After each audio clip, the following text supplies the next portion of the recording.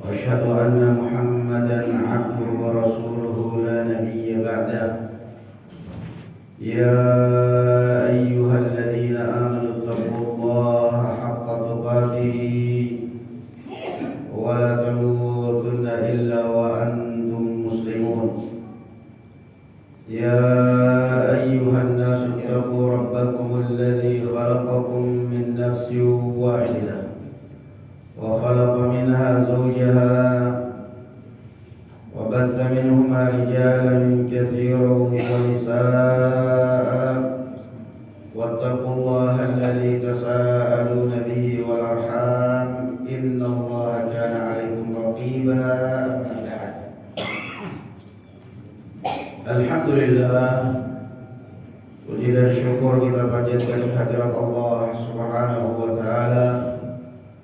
Salawat serta salam semoga tetap dilimpahkan kepada Nabi kita Muhammad sallallahu alaihi wa ala alihi wasallam, para keluarga beliau dan para sahabatnya serta para pengikutnya ila yaumiddin.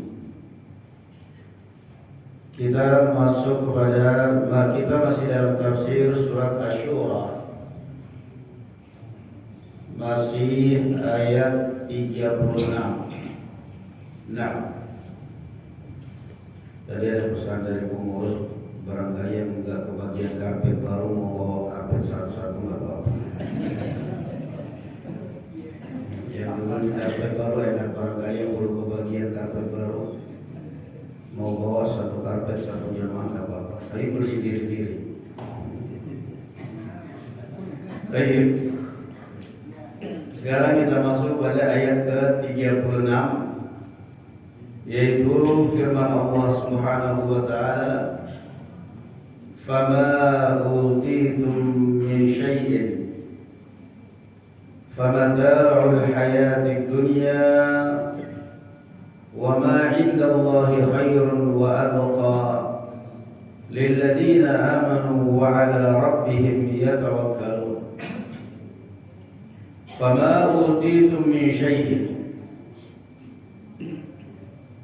dan apapun yang kami berikan kepada kalian dari sedikit kenikmatan, wahai orang yang beriman ataupun orang-orang yang tidak beriman, famata'ul hayatid dunya, maka itu hanyalah kesenangan di dalam kehidupan dunia.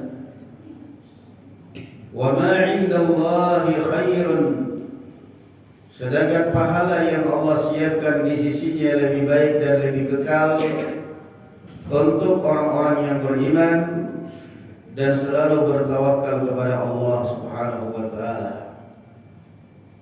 Ayat ini semana dengan firman Allah Subhanahu wa taala bahwa wa mal hayatud dunya illa mata'ul ghurur. Tidak lain kehidupan dunia ini melainkan keindahan yang penuh dengan tipuan. Mata ghurur, yang selalu menipu orang. Orang kadang-kadang kalau ketika dia sudah kaya dan tidak punya iman, tertipu merasa paling di atas segalanya. Nah, joget-joget di gedung dewan, akhirnya dijarah. Mata'ul hayatid dunya, apa yang mau dibaca? Anda kaya, ada yang lebih kaya, gak usah sombong, gak usah pamer. Anda tinggi jabatannya, ada yang lebih tinggi jabatannya. Anda berilmu, ada yang lebih berilmu. Makanya hidup di dunia ini kalau kita selalu bangga dengan apa yang kita miliki, stres. Karena kapan kita selalu bangga dengan apa yang kita miliki, sombong dengan apa yang kita miliki, pada saat melihat ada orang yang lebih dari kita akan stres. Tapi kalau kita nikmati hidup, udahlah nikmati aja. Yang namanya kebahagiaan itu bukan diukur dari harta, bukan diukur banyaknya pengikut, banyaknya hidup. Bahagia itu adalah ketika selalu dekat dengan Allah Subhanahu wa taala. Wa ma utitum min syai'in famata'ul hayatid dunya apapun yang kalian dapatkan itu hanyalah kenikmatan dunia sementara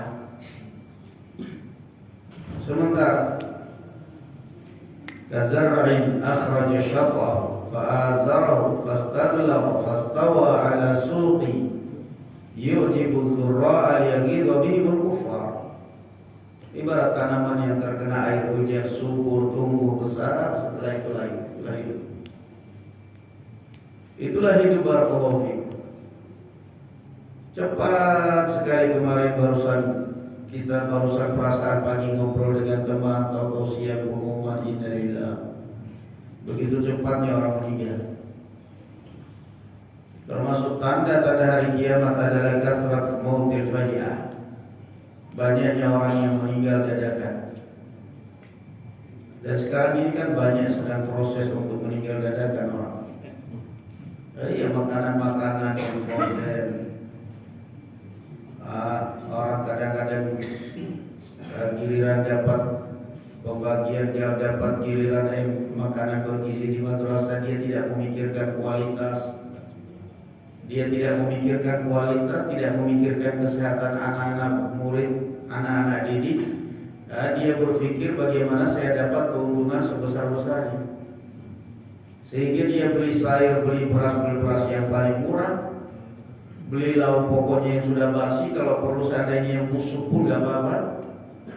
Nanti akhirnya yang disoroti pemerintah pusat. Padahal kan sebenarnya itulah memang jiwanya orang. Kalau sudah ada kesempatan, dia tidak berpikir untuk kesehatan. Kan ini judulnya makanan bergizi supaya anak-anak lebih cerdas, lebih sehat, lebih kuat fisiknya. Dia berpikir bagaimana saya dapat keuntungan sebanyak-banyaknya dari la haula wala quwwata illa billah. Mata'ul hayatid dunya wa ma 'indallahi khairun wa abqa. Dan apa yang Allah Azza wa Jalla siapkan di sisinya dari pahala lebih baik, lebih kekal bagi orang-orang yang beriman dan bertawakal. Dunia ini barakallahu fikum tidak akan pernah bersahabat. Dunia ini akan selalu hanya dua kemungkinan. Kita yang meninggalkannya atau dia yang meninggalkan kita.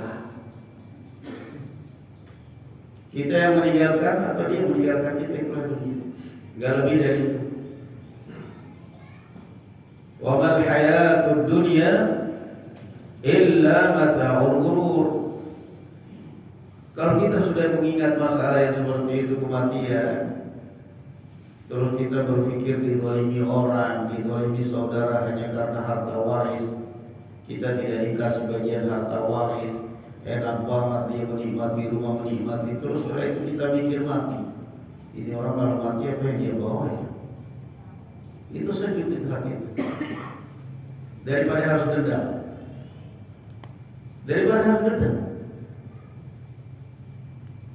Silakan kamu ambil. Kalau memang kamu tidak mau berbagi dengan saudara kamu, silakan kamu ambil. Toh juga mati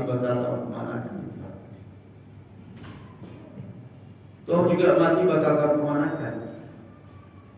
Makanya mohon maaf, seringnya orang-orang yang seperti itu, yang condong mau menguasai ahli waris dan tidak mau berbagi kepada saudaranya, biasanya justru di akhir hayatnya yang menikmati malah ada saudara-saudaranya yang tidak dikasih harta waris. Kenapa? Dia zalim, dia merugikan saudara-saudaranya, akhirnya mereka sudah sabar. Nah, doa kepada Allah, mudah-mudahan Allah gantikan yang lebih baik. Gak taunya mereka berusaha bisnis jalan, sementara ini hancur bangkrut. Kenapa? Zalim. Dan dua dosa yang Allah segerakan azabnya biasanya di dunia. Kata Rasul sallallahu alaihi wasallam, "Ma min dzambin ahra min an yu'ajjil Allahu al-'uqubata fid dunya min adz-dzamb wa qati'atir rahim." Dua dosa yang biasanya Allah segerakan azabnya, segerakan hukumannya di dunia ini sebelum di akhirat. Pertama zalim, yang kedua memutus hubungan keluarga, silaturahmi.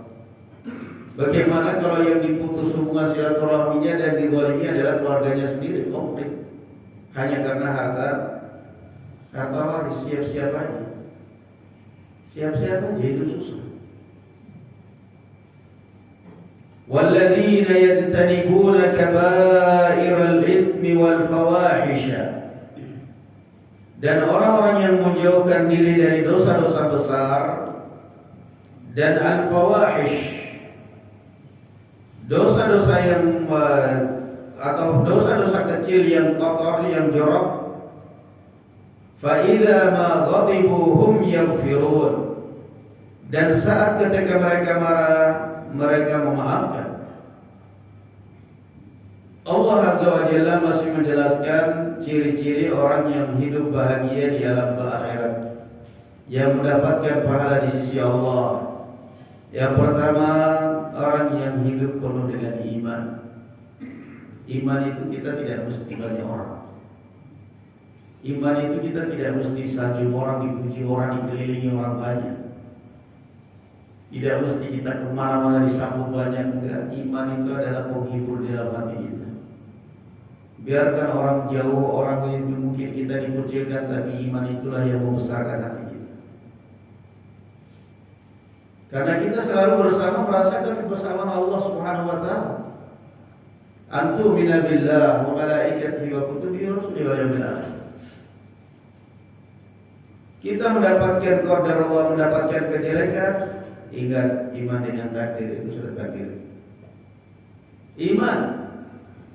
Yang kedua, wa 'ala rabbihim yatawakkalun. Orang yang mendapatkan pahala dan kebahagiaan di hari akhirat adalah orang yang selalu hidup penuh tawakal, penuh pasrah kepada Allah, tidak pernah berpasrah kepada manusia. Nah, kadang-kadang kalau kita berpikir jahatnya manusia, kita akan stres dengan sendirinya kita. Yang ini dulu sama kita, sekarang lepas. Yang ini dulu begini, sekarang begini. Silakan. Wallahi fatawakkalu in kuntum mu'minin. Hidup itu selalu penuh tawakal, dekat dengan Allah Subhanahu wa taala. Ciri mereka yang ketiga adalah walladzina yastanibuna kaba'iral itsm. Orang yang menjauhkan diri dari dosa-dosa besar, wal fawahish, dosa-dosa kecil, jauhi perbuatan dosa. Iman, tawakal, jauhi dosa. Hidup itu akan terasa nikmat, terasa bahagia. Iman saja gak cukup. Iman tapi kalau dicampur maksiat, maksiat itulah yang membuat dada kita selalu sempit. Salat iya tapi maksiat juga iya. Maksiat itulah yang selalu membuat kita ini dadanya terasa sempit, membuat kita ini selalu panas. Maka Allah Azza wa Jalla mengatakan, hiduplah penuh dengan iman, dengan tawakal, jauhi perbuatan dosa kecil maupun besar. Nikmat. Makanya di antara doa Rasulullah sallallahu alaihi wasallam di dalam setiap tasyahud akhir sebelum beliau salam, selalu beliau menitipkan dua kalimat. Entah itu salat wajib maupun salat sunnah, jaga doa ini. Allahumma inni a'udzubika minal ma'sam wal maghrab. Sebelum salam, Allahumma inni a'udzubika min 'adzabi jahannam, min 'adzabil qabr, wa min fitnatil mahya wal mamat, wa min syarri fitnatil masiihid dajjal. Kemudian beliau berdoa, Allahumma inni a'udzubika minal ma'sam wal maghrab. Kemudian ditambahi, kalau mau ditambahi, Allahumma a'inni ala dzikrika wa syukrika wa husni ibadatik. Ini Rasul sallallahu alaihi wasallam. Allahumma inni a'udzubika minal ma'sam. Ya Allah, jauhkanlah aku dari perbuatan dosa. Ini Rasul yang sudah dijamin ampunan dosa-dosanya, berlindung dari dosa. Wal maghrab, yang kedua berlindung dari hutang. Kenapa? Hutang itu biasanya sarana orang berdosa. Sampai Aisyah radhiyallahu anha penasaran, ya Rasulullah, kenapa sih Anda ini kalau setiap selesai sholat sebelum salam mesti dua kalimat ini tidak pernah ditinggal? Anda nggak punya dosa, Anda nggak punya hutang. Kenapa ya Rasulullah? Rasulullah SAW menjawab, wahai Aisyah, orang biasanya kalau sudah berhutang, terlilit hutang, biasanya kalau berjanji condong ingkar janji, dan kalau bercerita, kalau berbicara condong dusta. Itu biasanya kalau orang sudah terlilit hutang. Alhamdulillah di sini gak ada yang terlilit hutang. Amin. Kita mikirnya di rumah kalau udah pusing. Ya memang hutang itu bikin pusing. Hutangnya sih enak, ya, bayarnya. Makanya Rasulullah SAW berlindung itu. Allahumma inni a'udzubika minal ma'sam wal maghram. Sudahlah, enggak usah gaya-gaya dulu lah. Mending mobil Avanza sini aja, enggak usah gaya-gaya Pajero, Fortuner, padahal barusan kreditnya berat. Santai aja hidup itu. Gaya pin pakai mobil Alphard, tiap hari pikirin cicilan pajaknya lagi. Udah, mending Avanza aja. Kamu ke Solo, ke Surabaya, yang satu pakai mobil Avanza, kamu pakai Alphard, nyampainya juga sama. Kamu sampai sana juga sampai. Kadang-kadang orang mengikuti gaya, pulang kampung pakai baju sukses ini orang, sukses minjam bank. Tidak usah, sederhana aja hidup itu. Yang bikin stres itu gaya hidup. Dan bikin stres gaya hidup. Senikmat-nikmatnya mobil, mau Alphard, mau apa, nggak mungkin siang malam tidur di mobil. Paling cuma dipakai untuk kendaraan doang. Hanya saja begitulah manusia, kadang-kadang ingin gaya, ingin pamer. Nah, akhirnya apa? Semua kan ada hisabnya. Rasul berlindung itu, minal ma'sa, berlindung dari perbuatan dosa, wal maghram, dan hutang. Nah, dan memang dunia ini Masya Allah ya, dunia ini luar biasa. Ya, coba lihat. Yang namanya dunia ini sebenarnya Allah itu sudah mengatur semuanya, manusianya yang gak tahu diri. Coba aja lihat orang-orang yang kerja misal di alun-alun, di stasiun, tukang beca, paling-paling berani hutangnya juga sama tukang beca. Tahu diri. Dia berani paling hutang 20, 10 ribu sama tukang beca juga. Tukang sapu jalan, tukang parkir juga begitu. Yang berat kalau orang sudah gak tahu diri, kerjaan dia apa, hutangnya Masya Allah. Kerjanya apa, omsetnya berapa, hutangnya melampaui melebihi batas. Akhirnya kerjanya tiap bulan gali lubang, tutup empang. Aset di mana-mana, tanah di Selawi, tanah di Pekalongan, ini semua, rumah, mobil. Dia gak sadar kalau dia cuma numpang nama doang, semuanya di bank. Minal ma'sam wal maghram, Rasul berlindung. Baca doa ini. Setiap selesai sholat sebelum salam, 2 kalimat ini jangan lepas. Sholat sunnah maupun sholat wajib. Takbiratul ihram sudah ingat memang. Sebelum salam saya mau doa ini biar hutang saya lunas. Allahumma inni a'udzubika minal ma'sam wal maghram. Pelongan kalau hidup gak ada hutang. Hidup alhamdulillah gak ada hutang, enaknya hidup tanpa hutang. Nikmat. Terserah orang mau memandang kita, orang kasihan banget hidupnya, orang mau apa, serah. Yang jelas dia punya hutang. Nikmat hidup. Alhamdulillah, hidup tanpa hutang itu seperti di surga, nikmat. Karena padanya, nah, itu kan hidupnya orang-orang tua kita sama dahulu kita. Hidup tanpa hutang enak. Mau makan ayam tinggal ngambil di belakang rumah ada. Makan enak, gak usah, gak perlu beli ayam. Ayam lagi mahal, gak usah khawatir, di belakang rumah ada ayam. Ambil ayam potong. dibakar mesti saya banyak ayam saya. Banyak ayam saya jadi bosan. Ayam mahal, terserah mahal nggak apa-apa, banyak ayam ambil potong sebelum makan. Udah itu alhamdulillah. Itu hidupnya. Rasul berlindung dari utang. 2. Sebelum beliau salam dalam sholat wajib, sholat sunnah, mesti ditipkan 2 kalimat ini. Allahumma inni a'udzubika minal ma'tham wal maghrам. Beliau baru salam. Kemudian yang ketiga, yang keempat, barakallahu fikum, wa idza ma ghadibu hum yaghfirun. Yang berikutnya, yang orang yang dijamin oleh Allah Azza wa Jalla pahala dan kebahagiaan di hidup di akhirat adalah pada saat dia marah, yaghfirun, memaafkan, yatajawazun. Coba ketika amarah kita simpan di hati, kita ingat setiap saat. Bedakan pada saat kita marah pada seseorang, setiap saat kita ingat, kita pendam di dalam hati, dengan kita buang, kita cuek. Enakan mana ini kira-kira? Enakan dibuang.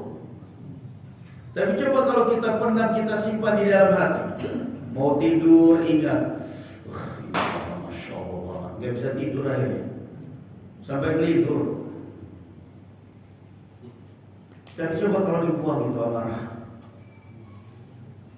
Rasul sallallahu alaihi wasallam mengatakan laisa syadidu bis-sur'ah wa innama syadidu alladhi yamliku nafsahu 'inda al-ghadab.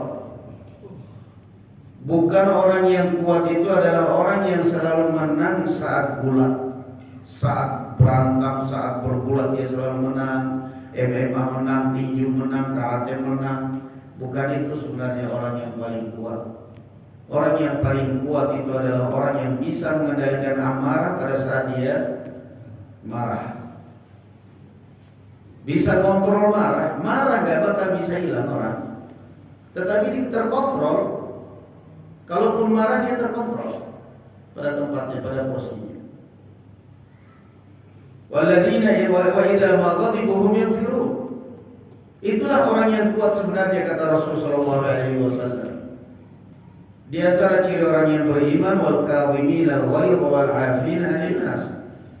Dan orang yang suka menahan amarah dan suka memaafkan dari orang lain. Rasul sallallahu alaihi wasallam mengatakan, man katama ghaidhan atau man kadhama ghaidhan wa huwa qadirun 'ala an yunfidhahu nadahu Allah azza wa jalla yawm al-qiyamati 'ala ru'usil khalaiqi hatta yukhayyirahu min al-huril 'ain ma syaa. Siapa yang menahan amarah, yang mengendalikan diri saat marah, padahal dia mampu untuk melampiaskan, dia mampu untuk melampiaskan amarah, tapi dia tahan. A'udzubillahi minasyaitonir rajim. A'udzubillahi minasyaitonir rajim. Allah akan memanggil namanya di kelak di hari kiamat di hadapan halayak ramai, dipanggil namanya, dipersilakan kamu pilih itu bidadari surga yang kamu sukai. Kenapa menahan amarah? Nah, itu memang hal yang berat. Menahan amarah itu hal yang berat. Tetapi itu syariat kita. Itu syariat kita. Wal kadhiminal ghaidh. Datang seorang sahabat, kata Abu Hurairah kepada Rasul, ya Rasulullah, ya ausin. Ya Rasulullah, ausin. Beri aku nasihat. Apa kata Rasul? La taghdab, la taghdab, la taghdab, la taghdab, la taghdab. Ulang-ulang itu, jangan pemarah, jangan pemarah, jangan pemarah, jangan pemarah, jangan pemarah. Karakter pemarah itu gak bagus. Kenapa? Marah itu adalah pergolakan darah yang digerakkan oleh syaitan. Makanya ketika Rasulullah SAW mendengar 2 orang sahabat di dalam masjid ribut, marah dua-duanya, perang mulut, Rasul memberitahu seorang sahabat, beritahu mereka berdua.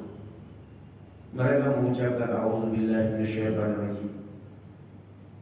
Mereka pun mengucapkan, kalau mengucapkan marah, mengucapkan a'udzubillahi minasyaitonir rajim, akan hilang itu amarah. Nah, bisa dipraktikkan itu.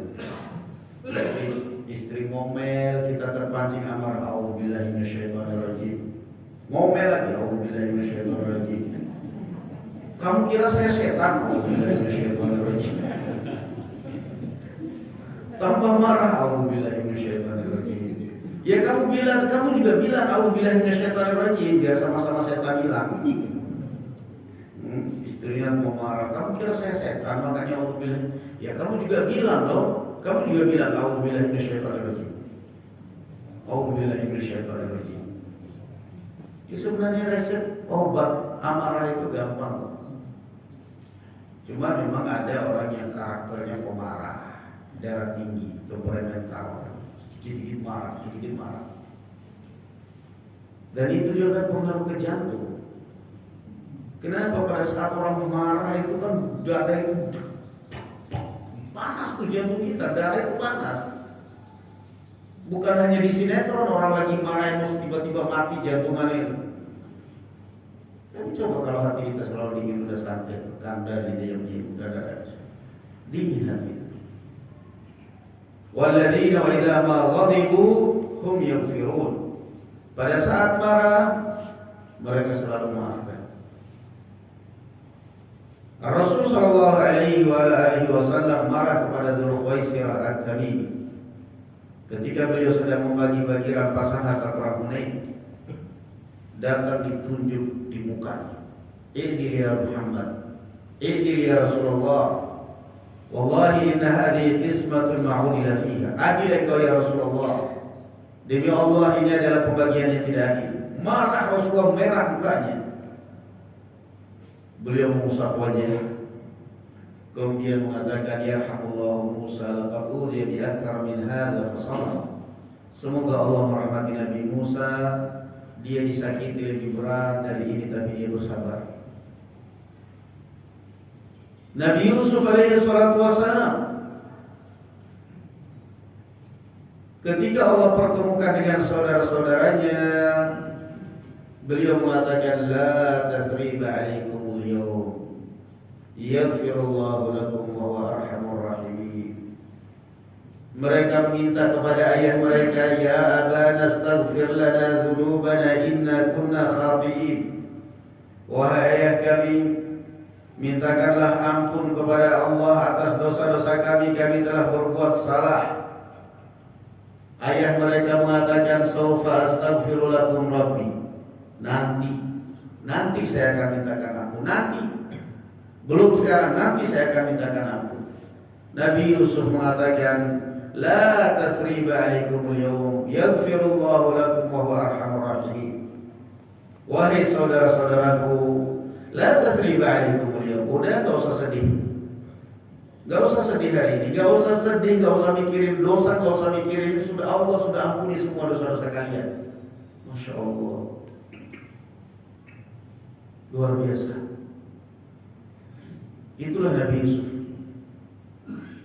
Kemudian Allah Azza wa Jalla menceritakan apa setelah itu Nabi Yusuf katakan, "Wa qad ahsana bi idh akhrajani minas sijni wa jaa'a bikum minal badwi min ba'di an nazagha asy-syaitanu baini wa baina ikhwati." Coba kalau kita perbiasakan hidup seperti Nabi Yusuf itu, Masya Allah. Yusuf tidak menyalahkan saudara-saudaranya yang membuangnya di sumur. Yusuf tidak menyalahkan kakak mereka yang paling kakak, Yahuda. Yusuf tidak menyalahkan siapa-siapa. Yusuf menyalahkan siapa? Syaitan. Nah, mungkin kalau di dalam rumah begitu juga mungkin gak lengkap. Yang salah siapa sih? Setan. Kata istrinya, "Kamu yang salah, bukan saya." Siapa? Setan. Yusuf Masya Allah, min ba'di an nazagha asy-syaitanu baini wa baina ikhwati. Setelah setan mengadu domba saya dengan saudara saya. Padahal salahnya Yusuf apa sih? Masih anak kecil kok. Salahnya Yusuf apa? Tapi Yusuf seakan-akan mengesankan bahwa ini adalah kerjaan syaitan memisahkan saya dari saudara-saudara saya. Itu yang benar. Dia disalahkan syaitan. Kemudian yang kedua yang disebut oleh Yusuf dosanya pada saat dia di penjara. Wa qad ahsana bi idh akhrajani minas sijn. Dan sungguh Allah telah sangat baik memperlakukan saya ketika Allah mau mengeluarkan saya dari penjara. Padahal kalau kita berpikir resiko Nabi Yusuf di dalam sumur lebih berat daripada di dalam penjara. Resiko kematian lebih cepat mati di dalam sumur tentunya. Tapi kenapa kok Yusuf ketika Allah pertemukan dengan saudaranya yang disebut, yang diingat oleh Nabi Yusuf adalah dosanya istrinya Raja di penjara, bukan dosanya saudara-saudaranya dibuang ke sumur. Kenapa? Kalau yang disebut oleh Yusuf adalah dosanya ketika keluar dari sumur, yang sakit hati siapa? Saudara-saudaranya. Saudara-saudaranya akan tertunduk malu, akan merasa bersalah. Maka Yusuf pura-pura nggak tahu. Sudah luar biasa. Jadi arti kita belajar dari kisah Nabi Yusuf seperti yang diperintahkan di dalam Al-Quranul Karim, fa'fu wasfa'u. Mana yang lebih tinggi antara fa'fu wasfa'u, memaafkan, dan isfa'u? Lebih tinggi isfa'u. Di dalam Al-Quran itu ada dua kalimat, fa'fu, maafkan, wasfahu, isfah, fasfahis safhal jamil. Wasfahu itu artinya apa? Melupakan. Banyak orang yang memaafkan tapi tidak melupakan. Sudah maafkan ya, oh ya saya maafkan. Benar ini maafkan, iya maaf. Nanti giliran di luar, kamu kok dimaafkan? Ya maaf, biar aja, masih dendam saya lagi. Haji, maafkan tapi masih dendam. Makanya di dalam Al-Quran itu yang diperintahkan fa'fu wasfahu. Kalau kamu maafkan orang, maafkan aja. Sekalian daripada tanggung, wasfahu, udah lupakan. Anggap aja kamu belum pernah kenal dia. Anggap aja kamu kenal baru sama dia, sudah. Fa'fu wasfahu. Jadi kalau kita lihat memang di antara dua ini fa'fu wasfahu yang paling berat mana? Ya? Wasfahu yang paling berat yang kedua. Kalau memaafkan mah gampang. Disuruh orang di ini, ayo maafkan. Maaf. Tapi mukanya ya udah maaf. Ya, maafkan. Menyapin. Itu kan berarti pertanda dia memaafkan tapi tidak melupakan. Dendam. Nah, yang paling kuat hafalannya itu dan tidak bakal melupakan kesalahan itu para istri. Yakinlah. Sudah punya cucu, punya buyut, kalau sudah ribut kesalahan waktu pengantin baru semua masih direct sama dia. Kata ini bapakmu itu dari awal nikah, saya sudah begini, saya sudah diginikan. Nah, dari awal nikah. Hafalannya kuat banget. Itu kalau hafal Al-Quran 30 juz sudah mungkin. Coba kalau begitu ribut hafal Al-Quran, apa yang tersahul? Ani nabi Allah dari awal enggak. Kalau dari awal pengantin baru nikah 1 bulan semua kesalahan suaminya dibongkar. Semua masih diingat. Dari awal nikah bapak kalian sudah begini-begini tapi anaknya bagaimana? Itulah manusia. Hafalannya kuat banget tapi masya Allah. Fa'fu wasfahu, itu yang berat. Maafkan, lupakan. Kenapa? Tuh ingat kayak gitu juga gak ada untungnya. Yang ada kita sakit hati lagi ini. Dan itu yang berat. Fa'fu wasfahu. Wa in ta'fu, dan jika kalian memaafkan, wa tasfahu, nah itu lagi. Selalu Allah lanjutkan, kalau kamu maafkan dan kamu lupakan. Fa'fu wasfahu. Fasfahis safhal jamil. Fasfahis safhal jamil, al-mu'afa, maafkan, lupakan dengan cara yang terindah dan terbaik. Udah lupakan salah. Fa'fu wasfahu. Gak ada gunanya.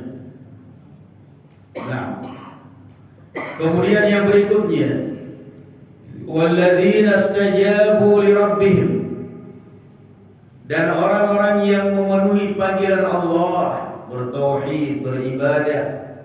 Kata Imam Al-Qayyim, siapa yang meninggal tidak pernah beribadah kepada Allah, maka dia meninggal dalam keadaan tidak pernah merasakan kenikmatan dunia yang paling lezat. Kenapa? Dunia ini nikmat yang paling lezat itu ibadah. Gak bayar, gak ada yang dijamu, gak ada yang Masya Allah. Ibadah. Nah, siapa yang meninggal gak pernah ibadah kepada Allah, dia tidak akan pernah merasakan nikmat yang paling lezat di dunia ini. Kenapa? Wa ma khalaqtul jinna wal insa illa liya'budun. Nah, setelah waqamus shalah, menegakkan salat, wa amruhum syura bainahum mimma razaqnahum yunfiqun, dan mereka tidak lupa selalu bermusyawarah dalam hal-hal yang penting, dan juga mereka selalu berinfak dari apa yang kami berikan kepada mereka. Itu beberapa ciri orang-orang yang mendapatkan kebahagiaan di hari kiamat. Mudah-mudahan Allah Subhanahu wa taala menjadikan kita orang-orang yang berbahagia di hari kiamat nanti, mengumpulkan kita semua di dalam surganya, melindungi kita dari berbagai musibah dan bala, membukakan pintu rezeki yang berkah dari langit dan dari bumi. Amin ya rabbal alamin. Barakallahu fiikum. Alhamdulillah. Assalamualaikum